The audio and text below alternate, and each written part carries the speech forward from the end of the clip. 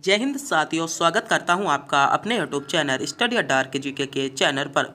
साथियों, आज हम इस वीडियो में एसएससी जीडी से रिलेटिव जीके और हिंदी का पोर्शन कवर करने वाले हैं। आज के जो क्वेश्चन होने वाले हैं वे आपके लिए महत्वपूर्ण और सेलेक्टेड क्वेश्चन होने वाले हैं। आज के सभी क्वेश्चन गोल्डन साबित होंगे, तो वीडियो को पूरा ध्यान से जरूर देखिएगा। और इस वीडियो से आपको लगभग 40 क्वेश्चनों में से लगभग 20 से 25 क्वेश्चन आपको सीधे आपके एग्जाम में देखने को मिलेंगे। तो वीडियो को पूरा ध्यान से जरूर देखिएगा। तो बिना टाइम गवाए करते हैं वीडियो को स्टार्ट। आपका क्वेश्चन है, भारत में सबसे तेज चलने वाली रेलगाड़ी है। तो भारत में सबसे तेज रेलगाड़ी चलने वाली कौन सी है, यह आपको बताना है। तो बताइएगा, भारत में सबसे तेज रेलगाड़ी कौन सी चलती है? तो वंदे भारत एक्सप्रेस। वंदे भारत एक्सप्रेस भारत में सबसे तेज चलने वाली क्या हो जाएगी, आपकी रेलगाड़ी हो जाती है। तो सी विकल्प इसमें आपका बिल्कुल करेक्ट जवाब हो जाएगा। बात करते हैं वंदे भारत की। तो वंदे भारत जो रेलगाड़ी आपकी शुरू की गई थी, वह आपकी कब की गई थी? 1 मार्च। कब की गई थी? 1 मार्च 1969 को। 1 मार्च 1969 को आपकी वंदे भारत क्या थी, एक्सप्रेस का गठन किया गया था या चलाई गई थी। और एक आपसे पूछ ली जाती है राजधानी एक्सप्रेस। तो राजधानी एक्सप्रेस का जो आपका गठन हुआ था वह आपका 18 फरवरी, कब हुआ था? 18 फरवरी 2009 को। वो 2019 क्या हो जाएगा? राजधानी एक्सप्रेस का जो गठन हुआ था वह आपका 18 फरवरी 2019 को हुआ था। और वंदे भारत एक्सप्रेस का जो आपका गठन किया गया था 1969 में आपका किया गया था। दोनों क्वेश्चन आपके लिए इंपोर्टेंट होने वाले हैं और क्वेश्चन सेलेक्टेड था। अगला क्वेश्चन आपसे पूछा जा रहा है, गंभीरा, थाली और जात्रा किस राज्य के लोक नृत्य है या किस राज्य के प्रसिद्ध नृत्य शैली हैं? तो किस राज्य के हो जाएंगे? तो इसमें आपका बिल्कुल सही जवाब हो जाता है पश्चिम बंगाल। ए विकल्प के साथ बिल्कुल करेक्ट जवाब होगा। जिन बच्चों ने ए विकल्प को सिलेक्ट किया है वह बिल्कुल सही सिलेक्ट किया है। अगर दोस्तों आप भी हमारे चैनल पर नए हो तो चैनल को सब्सक्राइब, वीडियो को लाइक और अपने दोस्तों के पास वीडियो को शेयर जरूर कर दीजिएगा, क्योंकि हम रोज आपके लिए एसएससी जीडी से रिलेटिव बहुत ही इंपॉर्टेंट क्वेश्चन लेकर आते हैं। तो हमारे चैनल को सब्सक्राइब जरूर कर लीजिएगा। अगर आप मेरे दोस्तों इन क्वेश्चनों का जवाब जानते हैं तो मेरे बताने से पहले कमेंट बॉक्स में बता सकते हो, और आप अपना क्वेश्चन का जवाब कमेंट बॉक्स में अवश्य बताएं। और वीडियो के अंत में यह भी ना बताना भूलें कि आपका 40 क्वेश्चनों में से टारगेट क्या रहा। आप इनमें से कितने क्वेश्चनों का जवाब जानते हैं, वीडियो के अंत में जरूर बताएं। अगला क्वेश्चन पूछा गया है, विश्व रक्तदाता दिवस। तो विश्व रक्तदाता दिवस आपका कब बनाया जाता है, यह आपसे पूछा गया है। तो विश्व जो आपका रक्तदाता दिवस बनाया जाता है वह आपका कब बनाया जाता है? विश्व रक्तदाता दिवस आपका 14 जून को बनाया जाता है। 14 जून इसमें आपका सही जवाब होगा। अगला क्वेश्चन पूछा जा रहा है, बहुत ज़्यादा एग्जामों में पूछा जाता है, गौतम बुद्ध ने महापरिनिर्वाण कहाँ पर किया था? बहुत ज़्यादा सेलेक्टेड क्वेश्चन है, लगभग हर वर्ष किसी ना किसी एग्जाम में आपसे पूछ लिया जाता है। तो गौतम बुद्ध ने जो अपना महापरिनिर्वाण किया था वह कहाँ किया था? तो इसमें आपका सही जवाब हो जाएगा कुशीनगर में। कुशीनगर ने महात्मा गौतम बुद्ध ने अपना क्या किया था, महानिर्वाण किया था। और बहुत ज़्यादा क्वेश्चन पूछे जाते हैं, जो गौतम बुद्ध ने अपना सबसे पहला उपदेश दिया था वह कहाँ पर दिया था? तो सबसे पहला उपदेश कहाँ पर दिया था? आपका सही जवाब हो जाएगा सारनाथ में दिया था। और सबसे ज़्यादा जो उपदेश दिए थे, सबसे ज़्यादा उपदेश आपके श्रावस्ती में दिए थे। सबसे ज़्यादा उपदेश श्रावस्ती में, सबसे पहला उपदेश सारनाथ में दिया था। और महापरिनिर्वाण तो कहाँ पर किया था? कुशीनगर। सी विकल्प के साथ इसमें आपका बिल्कुल सही जवाब होगा। अगला क्वेश्चन मेरे दोस्तों आपसे पूछा जा रहा है, नदी के बहाव की दिशा में परिवर्तन के कारण बनी हुई झील को क्या कहते हैं? आपसे क्वेश्चन में पूछा गया है, नदी के बहाव की दिशा में परिवर्तन में जो आपका झील का निर्माण होता है उसको हम क्या कहते हैं? तो उसको क्या कहते हैं? इसमें आपका सही जवाब हो जाएगा गोखुर। उसको हम गोखुर झील कहते हैं। क्या कहते हैं? गोखुर झील। डी विकल्प आपका बिल्कुल सही जवाब होगा। अगला क्वेश्चन पूछा गया है, बड़ा इमामबाड़ा अद्भुत वास्तुकला वाली एक ऐतिहासिक इमारत निम्नलिखित में से किस शहर में? तो आपसे पूछा गया है बड़ा इमामबाड़ा। तो बड़ा इमामबाड़ा आपका कहाँ पर स्थित है? तो लखनऊ में स्थित है। और बड़ा जो इमामबाड़ा था इसका गठन आपका कब हुआ था? तो इसका निर्माण जो हुआ था वह आपका 1784 से लेकर 1794 तक इसका निर्माण किया गया था। लगभग 10 वर्षों तक बड़े इमामबाड़ा का क्या किया गया था, निर्माण किया गया था। तो देखने लायक जगह है। अगर आप लखनऊ जाते हैं तो बड़े इमामबाड़े पर एक बार जरूर जाइएगा। अगर आपका एसएससी जीडी का सेंटर लखनऊ में फंसा है, आपका जो एसएससी जीडी का एग्जाम लखनऊ में है, तो एक बार जरूर जाइएगा। बहुत अच्छी देखने लायक जगह है। अगला क्वेश्चन आपसे पूछा गया है, निम्नलिखित में से किसने क्रांतिकारी गतिविधियों के लिए इंग्लैंड में होम रूल सोसाइटी बनाई। तो होम रूल सोसाइटी जो बनाई थी वह आपकी किसने बनाई थी, तो किसने बनाई थी, श्यामजी कृष्ण वर्मा ने। श्यामजी कृष्ण वर्मा ने होम रूल सोसाइटी बनाई थी। और जो होम रूल सोसाइटी थी इसका निर्माण कब किया गया था, तो इसका निर्माण आपका 18 फरवरी को, कब किया गया था, 18 फरवरी 1905 को आपका क्या किया गया था, होम रूल सोसाइटी का गठन किया गया था। बात कर लेते हैं होम रूल जो आंदोलन था, होम रूल आंदोलन। तो होम रूल जो आंदोलन था वह आपका 28 अप्रैल को किया गया था। कब किया गया था, होम रूल आंदोलन आपका 28 अप्रैल 1916 को शुरू कर दिया गया था। दोनों क्वेश्चन पूछे जा सकते हैं, इंपॉर्टेंट क्वेश्चन है, बच्चे अधिकतर कंफ्यूज हो जाते हैं। होम रूल सोसाइटी, तो होम रूल सोसाइटी का गठन आपका 18 फरवरी 1905 को किया गया। और होम रूल आंदोलन का जो होम रूल आंदोलन पूछ लिया जाए तो 28 अप्रैल 1916 को आपको इसका गठन किया गया था। अगला क्वेश्चन पूछा गया है, थल समीर और समुद्री समीर बनाने के कारण निम्नलिखित में से कौन सा है। तो थल समीर और जो समुद्र समीर होते हैं उनको बनाने के कारण क्या है, तो संवहन, इसमें बी विकल्प बिल्कुल आपका सही जवाब होगा। अगला क्वेश्चन मेरे दोस्तों आपसे पूछा जा रहा है, अंतर्राज्यीय विवादों में समन्वयन के लिए भारत के संविधान में निम्नलिखित में से किस अनुच्छेद के तहत अंतर्राज्यीय परिषद का गठन किया जाता है। तो कौन सा हो जाएगा, किसमें किया जाता है, तो इसमें आपका सही जवाब हो जाएगा अनुच्छेद 263। अनुच्छेद 263 आपका बिल्कुल सही जवाब हो जाता है। बात कर लेते हैं अनुच्छेद 19 की। तो अनुच्छेद 19 में आपको क्या दिया गया है, स्वतंत्रता का अधिकार दिया है। बात करते हैं अनुच्छेद 356 की। तो अनुच्छेद 356 में आपका राष्ट्रपति शासन दिया गया है। और बात कर ले अनुच्छेद 352 की। तो अनुच्छेद 352 में आपका राष्ट्रीय आपातकाल का जिक्र है। किसका है, अनुच्छेद 52 में आपका राष्ट्रीय आपातकाल का जिक्र है। अनुच्छेद 356 में आपका क्या है, 356 में आपका राष्ट्रपति शासन है। बात करते हैं अनुच्छेद 263 की। तो अनुच्छेद 263 में अंतर्राज्यीय परिषद का गठन है। और अनुच्छेद 19 में आपका क्या है, अनुच्छेद 19 में आपको स्वतंत्रता का अधिकार दिया है। तो चार ही आर्टिकल पर हमने बात कर ली है, जो आपके लिए चारों के चारों आर्टिकल आपके लिए इंपॉर्टेंट थे। अगला क्वेश्चन पूछा गया है, विधान परिषद की संरचना का उल्लेख भारतीय संविधान के किस अनुच्छेद में है। तो विधान परिषद की जो संरचना का उल्लेख है वह आपका किस अनुच्छेद में है, तो अनुच्छेद इसमें 171 बी विकल्प के साथ आपका बिल्कुल सही जवाब हो जाएगा।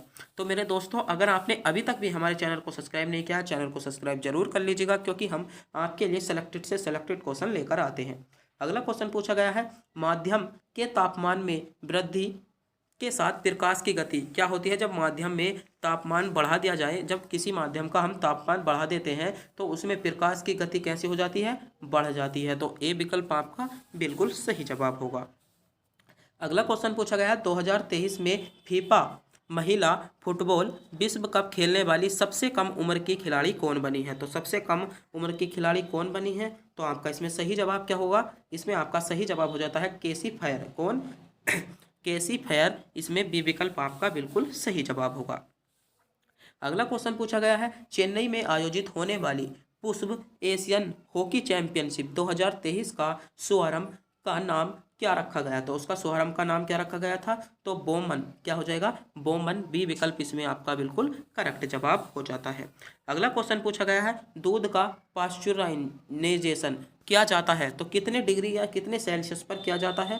तो आपका सही जवाब होगा 30 मिनट के लिए 62 डिग्री सेल्सियस पर किया जाता है। क्या किया जाता है, 30 मिनट के लिए 62 डिग्री सेल्सियस, इसमें डी विकल्प के साथ आपका बिल्कुल सही जवाब हो जाएगा। अगला क्वेश्चन मेरे दोस्तों आपसे पूछा जा रहा है, बहुत इंपॉर्टेंट क्वेश्चन है, भारत के संविधान में प्रयुक्त शब्द धर्मनिरपेक्ष का अर्थ है। तो भारत में जो संविधान है उसमें जो धर्मनिरपेक्ष का अर्थ है वह क्या है, तो राज्य का अपना कोई धर्म नहीं होगा। ए विकल्प इसमें आपका सही जवाब हो जाएगा, राज्य का अपना कोई धर्म नहीं होगा। ए विकल्प आपका करेक्ट जवाब हो जाता है। अगला क्वेश्चन पूछा गया है, संविधान का 12वीं अनुसूची, जो 12वीं अनुसूची है या 12वीं अनुसूची जोड़ा गया था, तो कौन से अनुसूची में, कौन से संविधान संशोधन में जोड़ा गया था, तो 74वें संविधान संशोधन में आपकी 12वीं अनुसूची को जोड़ा गया था, यानी ए विकल्प इसमें आपका बिल्कुल सही जवाब होगा। अगला क्वेश्चन पूछा गया है, निम्नलिखित वायु प्रदूषणों के में से अधिकतम हानिकारक कौन सा है? तो अधिकतम जो हानिकारक है वह कौन सा है? Carbon monoxide. कार्बन मोनोऑक्साइड इसमें आपका बिल्कुल सही जवाब हो जाएगा। क्या? कार्बन मोनोऑक्साइड आपका सही जवाब हो जाता है। अगला क्वेश्चन पूछा गया है, निम्नलिखित में से किस भारतीय पार्श्व गायक ने नाम पर एक दिन में सबसे अधिक गाने गाने का गिनी वर्ल्ड रिकॉर्ड दर्ज किया है? तो कौन से हो जाएंगे आपके? तो कविता कृष्णमूर्ति। कविता कृष्णमूर्ति जो है, इन्होंने एक दिन में सबसे अधिक गाने गाने का क्या किया गया है? रिकॉर्ड अपने नाम किया है। कविता कृष्णमूर्ति आपका सही जवाब होगा। अगला क्वेश्चन पूछा गया है, मगध के राजा अजातशत्रु, मगध के राजा अजातशत्रु का लंबी अवधि तक गणराज्य के साथ युद्ध रहा। तो कौन से गणराज्य के साथ युद्ध रहा था? तो वैशाली गणराज्य के साथ युद्ध रहा था। तो यह विकल्प इसमें आपका सही जवाब होगा। अगला क्वेश्चन पूछा गया है, बिक्री कर कौन लगाता है या कौन वसूलता है? बिक्री कर को कौन लगाता है और कौन वसूलता है? तो कौन लगाता और वसूलता है? राज्य सरकार लगाती और वसूलती है। बी विकल्प आपका सही जवाब होगा। अगला क्वेश्चन पूछा गया है, हिंदी का पोर्शन आपका चालू हो गया है। लगभग हमने एसएससी जीडी के लिए 20 क्वेश्चनों को, जो जीके जीएस के 20 क्वेश्चन थे, उनको कवर कर लिया है और हिंदी का पोर्शन आपका चालू हो गया है। बताइएगा आपके इन 20 प्रश्नों में से कितने क्वेश्चन आपके सही थे? तो हिंदी में आपका पहला क्वेश्चन हो जाता है, आपका पहला क्वेश्चन है, निम्नलिखित में से या इनमें से तिमिर शब्द का विलोम कौन सा है? तो बताइएगा इनमें से कौन सा विलोम शब्द हो जाता है? तो आपका आलोक टी विकल्प के साथ बिल्कुल सही जवाब होगा। अगला क्वेश्चन पूछा गया है, विस्मय स्थायी भाव किस रस में होता है? जो आपका विस्मय स्थायी भाव है वह आपका किस रस का होता है? शांत रस का, अद्भुत रस का, हास्य रस का या वीर रस का? तो बताइएगा विस्मय स्थायी भाव कौन से रस का हो जाएगा? तो अद्भुत रस का विस्मय आपका स्थायी भाव होता है। तो बी विकल्प आपका सही जवाब होगा।